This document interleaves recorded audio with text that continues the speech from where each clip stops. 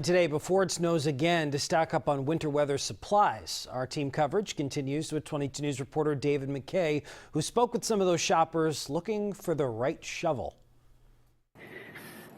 Come on, puppy.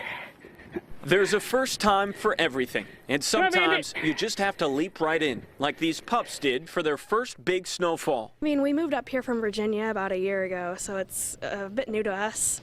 I've never seen this much snow in my life, so this is huge. Elizabeth and her dad went to Rocky's Ace Hardware in Agawam Saturday with the anticipation of more snow on the way Sunday. They wanted to make sure they could clear the way for these rascals if need be. It's been unbelievable. We definitely have increased our business tenfold. It's been crazy. We only have like 1 pallet of rock salt left, and we've been going through snow blowers left and right. Thursday's snowstorm left most places in western Massachusetts with anywhere from 6 to 19 inches. Shovels, salt, sand, snow blowers, scrapers. Folks were stocking up with more snow expected for Sunday. Tony Jean Cordovani got the last bag of rock salt at Rocky's Ace Hardware Saturday morning. Oh, I went to like 3 stores and, everybody's out. And now here's the last bag, and I'm happy. So I'll go back home, take care of the driveway, take care of the dog, and make sure everything's clean and safe. The next shipment of rock salt at Rocky's Ace Hardware is expected for Monday. So it's crazy that people are even out for us, because